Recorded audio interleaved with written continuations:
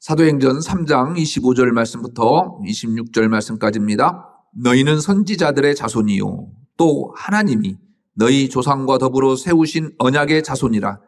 아브라함에게 이르시기를 땅 위의 모든 족속이 너의 씨로 말미암아 복을 받으리라 하셨으니 하나님이 그 종을 세워 복 주시려고 너희에게 먼저 보내사 너희로 하여금 돌이켜 각각 그 악함을 버리게 하셨느니라.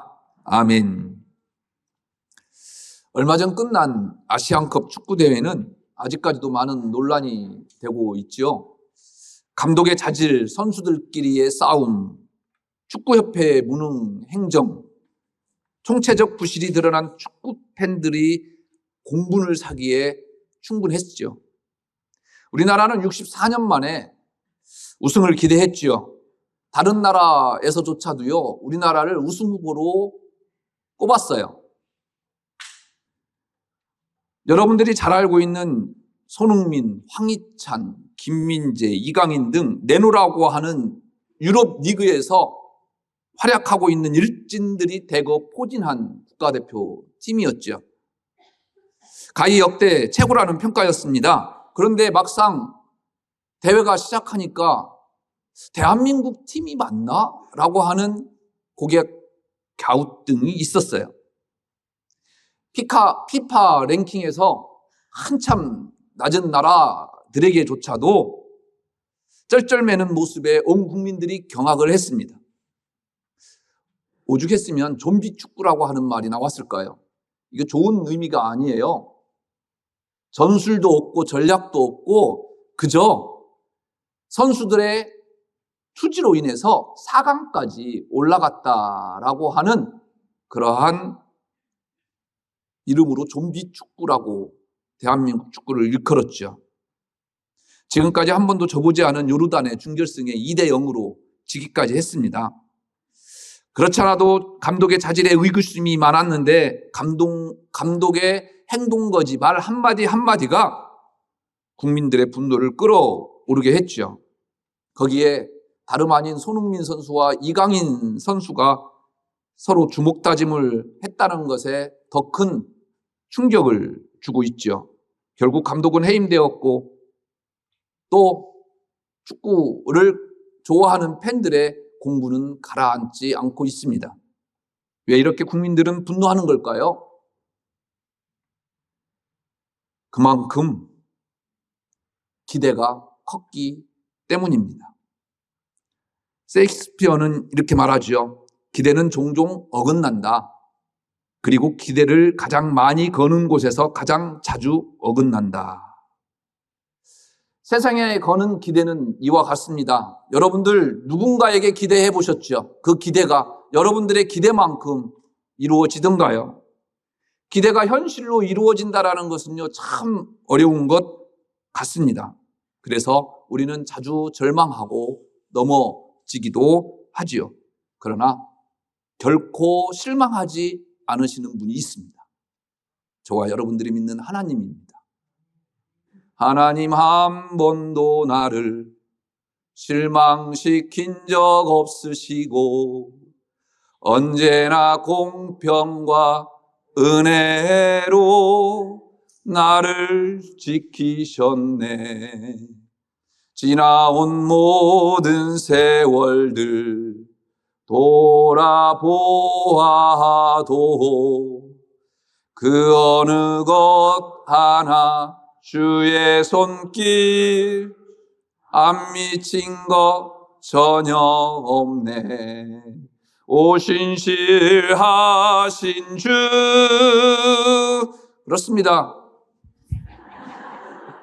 하나님은 신실하신 분이에요. 우리를 실망시키지 않으시는 분이에요. 그래도 3부는 예수님을 잘 믿고 꿈꾸는 게 잘 다니시는 분들 같아요. 1부, 2부는 뒤에 자막을 뗐는데도 안 따라 불러요, 아직까지. 몇 주 전에도 제가 여러분들한테 얘기했을 텐데 안 따라 부른다니까요. 근데 여러분들 따라 불러주셔서 참 감사합니다. 다음부터는 꼭 따라 불러주시고 자막에 없는 말씀은 하지 마시기 바랍니다. 오늘 본문에도요, 이 기대감으로 가득 찬 사람들이 모여 있습니다. 성전에 기도하러 올라가던 베드로와 요한은 미문에 앉아서 구걸하는 40여 년 된 안진뱅이를 고칩니다. 은과 금은 내게 없지만 나사렛 예수 그리스도의 이름으로 일어나 걸으라. 그는 일어나 걷고 뛰었습니다. 사람들은 그 사람을 너무너무 잘 알고 있습니다. 성전에 올라오면 늘 구걸하던 그 사람을 왜 모르겠습니까? 그런데 그런 사람이 뛰고 걷고 하나님을 찬양하고 다닙니다. 그리고 고침받은 이 사람은 11절 말씀에 보니까 베드로와 요한을 붙잡으니라고 기록합니다. 붙잡다. 도망가지 못하도록 꼭 붙들어 매다. 때로는 결박하여 체포하는 상태를 묘사하는데 사용되는 단어이기도 합니다. 나오미가 두 며느리에게 두 아들이 죽었으니 친정으로 돌아가라고 하지요. 룻은 시어머니의 이 말씀에 순종할 수 없습니다. 그래서 이야기하지요. 어머니의 나라가 내 나라고 어머니가 계시는 곳에 나는 죽을 때까지 있겠습니다. 그런 나오미를 따랐던 룻을 룻기서는 이렇게 기록합니다. 붙쫓았더라. 오늘 이 고침을 받은 사람도 룻처럼 베드로와 요한을 붙쫓았다라는 겁니다. 이를 본 사람들이 얼마나 놀랐을까요? 사람들은 베드로와 요한을 솔로몬 행각이라고 하는 곳으로 데려갑니다. 그렇게 수많은 사람들이 모여 들었습니다. 그리고 베드로와 요한만 쳐다보고 있지요. 혹시 자기들에게도 저 40년 된 안진뱅이처럼 기적이 일어나지 않을까라고 하는 기대감이 있었을지도 모르겠습니다. 베드로는 어찌 되었든 이 기적에 대해서 이제 이야기할 수밖에 없습니다. 자연스럽게 설교합니다. 지난번 처음 설교했던 오순절 성령 강림절 설교에 이어서 두 번째로 행해진 베드로의 설교가 오늘 본문 말씀입니다. 그렇다면 베드로는 어떤 주제를 가지고 설교를 할까? 참 이스라엘에 대해서 설교하고 있습니다. 40여 년 동안 한 번도 걷지 못했던 사람이 일어나 걷게 된 일은 결코 작은 일이 아니죠. 당연히 사람들은 이 일을 일으킨 베드로와 요한을 주목할 수밖에 없습니다. 그런 수많은 사람들에게 베드로는 이렇게 이야기하죠. 이스라엘 사람들아, 이 일을 왜 놀랍게 여기느냐? 우리 개인의 권능과 경건으로 사람을 걷게 한 것처럼 왜 우리를 주목하느냐? 어깨에 힘이 좀 들어갈 수 있어요. 또 어깨에 힘을 준다고 누가 뭐라 하겠습니까? 그럼에도 불구하고 베드로와 요한은 자신들이 주목받을 일이 아니다 이야기합니다. 혹시 여러분들 교주 되고 싶은 생각 없으세요? 저도요, 교주 되고 싶어요. 제가 그 길을 가르쳐 줄 테니까 생각 있으신 분 따라서 한번 해보십시오. 뭔가 신령한 체험을 했다는 사람들이 빠지는 오류가 무엇인 줄 아세요? 자신의 경험을요, 아주 특별한 것으로 포장합니다. 그래서 아무나 경험할 수 있는 게 아니라고 생각하게 만들지요. 최소한 그런 경험을 해보지 못한 사람보다 자신이 높은 경지에 이르렀다 생각합니다. 그러는 사이 자신은 영적인 사람이 되어 있어요. 그러다 보니 그렇지 못한 사람들에게 두려움의 대상이 되어 갑니다. 권사님, 여기까지는 됐어요. 이제 교주 조금 한 발만 앞서면, 내디디면 교주가 돼요. 어렵지 않아요. 성가대원 몇 명만 포섭하세요. 권사님, 오늘 예배 끝나고 점심 식사 여기 교회에서 하지 마. 데리고 가요. 그리고 나서 밥만 대접하면 요즘은 안 돼요. 조금 돈 좀 줘. 그리고 나를 좀 도와달라라고 하면 안 도와줄 수 있을 것 같아요? 권사님, 나 도와달라고 안 도와줘? 도와줄 수밖에 없죠. 그래서요, 나 죽었다 살아났다 이야기해라. 나 40년 된 환자인데 이렇게 멀쩡히 일어나서 걸어 다닌다? 라고 이야기해달라고 부탁하십시오. 설령 죽었다가 안 살아나도 거짓말로라도 한번 해보십시오. 그러면 아니 우리 동네에서는 하지 마요. 저쪽 동네 가서 모르는 데 가서 그렇게 얘기하고 한번 다녀보세요. 그러면 여러분들은 이미 교주가 되어 있어요. 그 좋은 교주 자리를 마다할 겁니까? 이 편한 세상 몇 채가요 나한테 와요. 사람들 수많은 사람들이 따라다녀요. 또 교주님보다 집사님보다는 훨씬 낫지 않아요? 교주가? 잘 생각해봐요, 권사님. 권능을 받은 사람이 따로 있고 영적으로 특별한 사람이 있을까요? 우리 장로교가 주장하는 게 뭐예요? 만인 제사장설이에요. 이 무슨 말이에요? 누구나 하나님께서 나를 제사장 삼아주셨다라는 거예요. 그래서 하나님과 나와는 직통으로 이제 교신이 가능하다라는 거예요.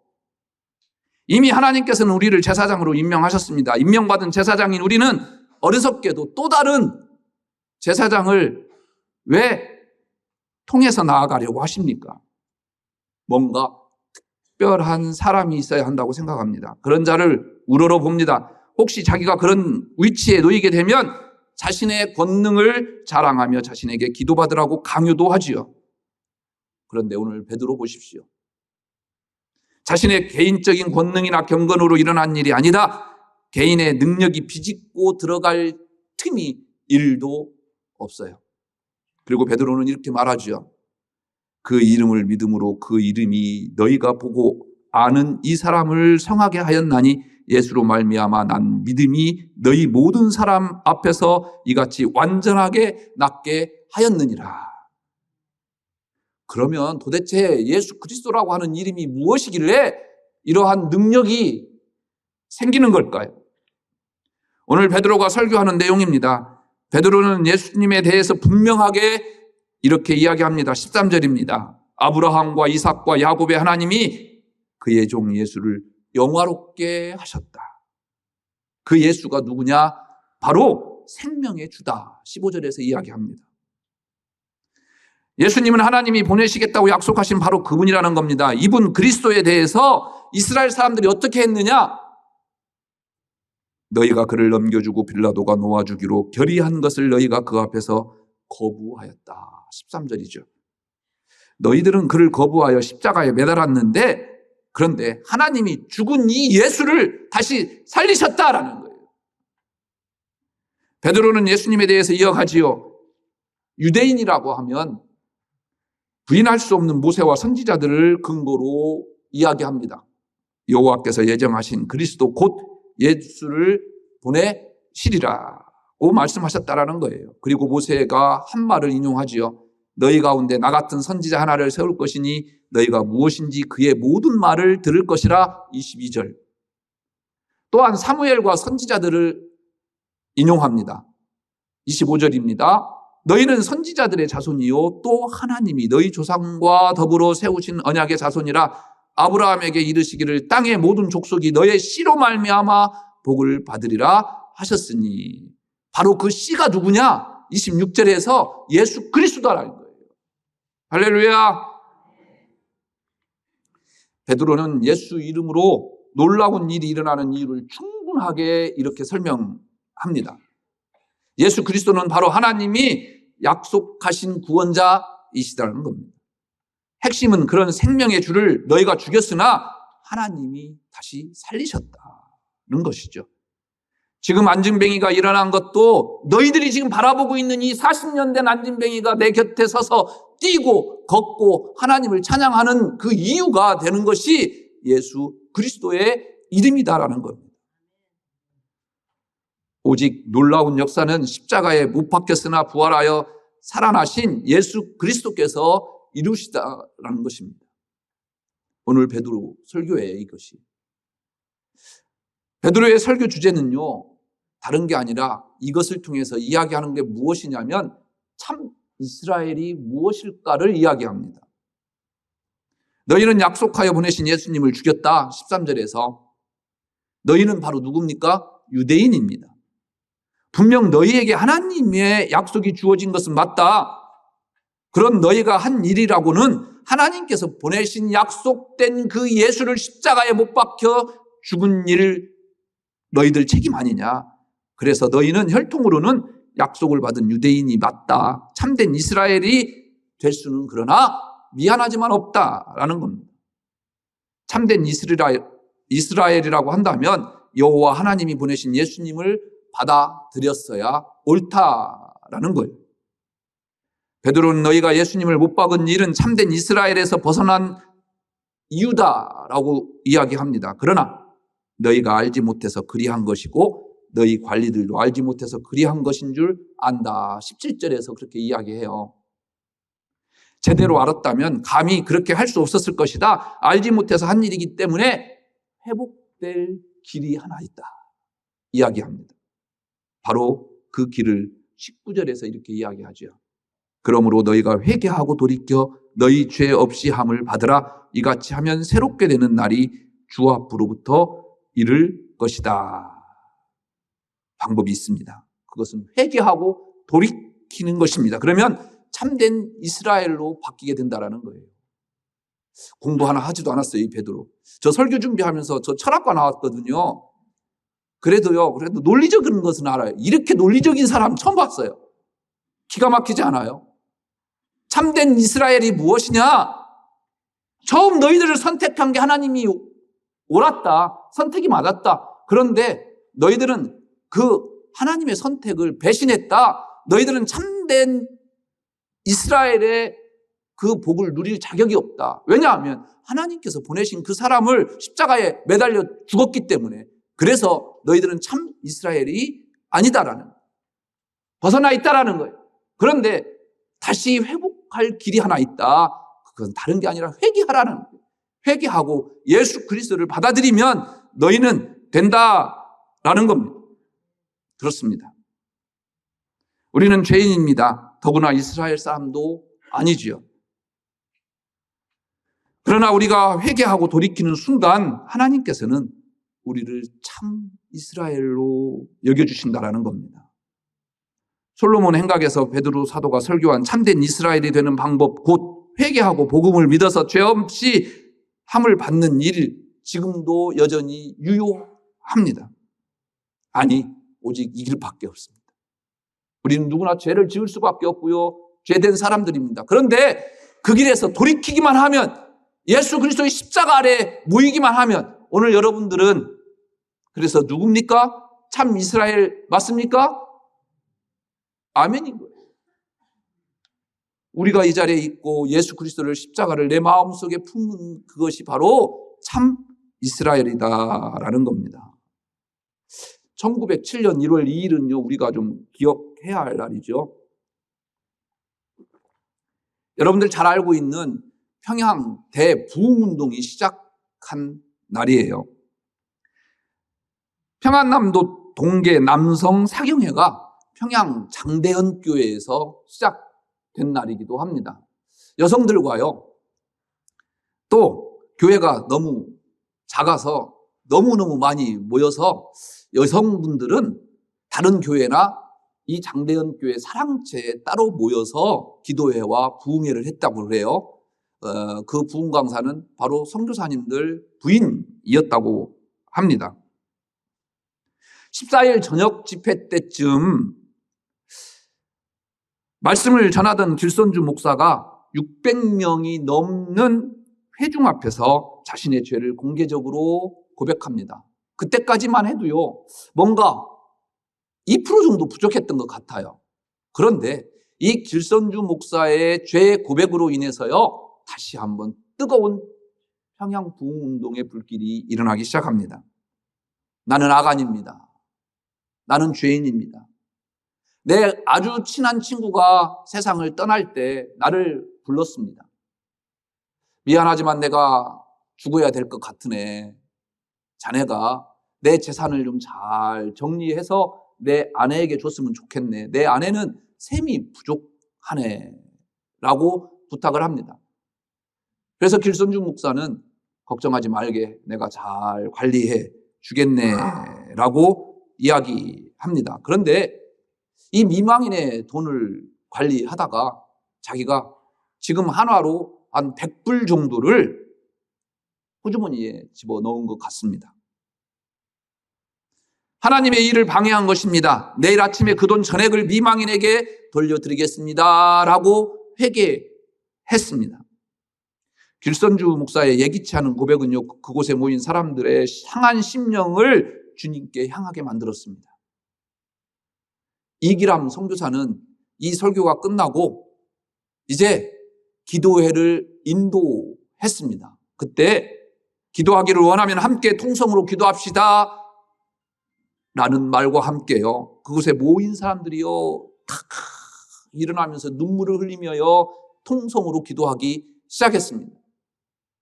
앉아서 마루를 치는 분들도 있었고요, 일어나서 두 손 들고요 눈물을 흘리며 기도하는 사람들이 있었습니다. 그 가운데 청일전쟁 당시에 자신의 아이를 죽인 여성, 불치병에 걸려서 아파하는 아내에게 매일 술만 마시면서 저주를 퍼부은 남성, 첩을 2명이나 두고 가정을 외면했던 남성, 선교사 돈을 훔쳤던 여성들이 자기의 죄를 고백하기에 이르릅니다. 기도회에 참석한 사람들이요 회개하며 울기 시작합니다. 모든 사람들이 울기 시작합니다. 모든 죄를 고백합니다. 이것을 들은 사람이 있습니다. 평양시내 부근에 사는 방은덕이라고 하는 순포가 살고 있었습니다. 순포가 누군 줄 아세요, 장로님? 경찰관이에요. 그때 당시에는 경찰관을 순포라고 했는가 봐요. 어떤 말을 들었냐면, 장대현 교회에 가니까 사람들이 얼마나 많이 모여있는지 모른다. 그런데 그 사람들이 다 자기 죄를 낱낱이 고백하더라. 그러니까 가서 그 죄인들 잡으면 너 건수도 올리고 좋을 거 아니냐. 그래서 암행 순찰 명목으로요 그 부흥회에 참석했어요. 때마침 길선주 목사가 설교하고 있었습니다. 제목은 지옥을 취하랴 청당을 택하랴. 길선주 목사는요, 물질을 도둑한 사람은 잡을 수 있지만 마음에 도사리고 있는 죄는 다스릴 수 없다. 죄 있는 마음은 지옥이고 죄를 회개한 마음은 천당이다. 별것도 아닌데 설교한 거 보면. 그런데요, 방은덕은요 그 말을 듣고요 마음에 찔림이 있었어요. 설교하는 중간에 갑자기 일어납니다. 선생님, 이 죄인이 용서받을 수 있을까요? 저는 천당에 와서 죄인을 잡으러 했던 방순포라고 하는 죄인입니다. 어찌하리이까? 라며 대성통곡했습니다. 그날로 방은덕은요 이 순포직을 그만두고 고향인 평안북도 맹산군으로 귀향해서 맹산교회를 설립합니다. 이 놀라운 사건으로 인해서 평양 대부흥운동이 일어난 거예요. 당시 평양에서 유행하는 말이 있어요. 예수 믿는 사람은 외상을 줘도 된다. 우리 이 관악구 청룡동 주변에 꿈꾸는 교회 사람들에게는 2억을 외상을 줘도 괜찮다라는 말을 듣기를 바랍니다. 아멘 하신 분들은 그렇게 될 줄로 믿습니다. 여러분들은 참 이스라엘입니까? 구약에서 참 이스라엘은 유대인 맞습니다. 그러나 예수 그리스도로 말미암아 참 이스라엘은 민족을 넘어 혈통을 넘어서 우리에게 임하였습니다. 바로 예수 그리스도의 이름으로 말입니다. 이 은혜의 감동으로 하루하루 사순절을, 사도행전을 써내려가는 여러분들의 인생이 되기를 주의 이름으로 부탁을 드립니다. 기도하겠습니다.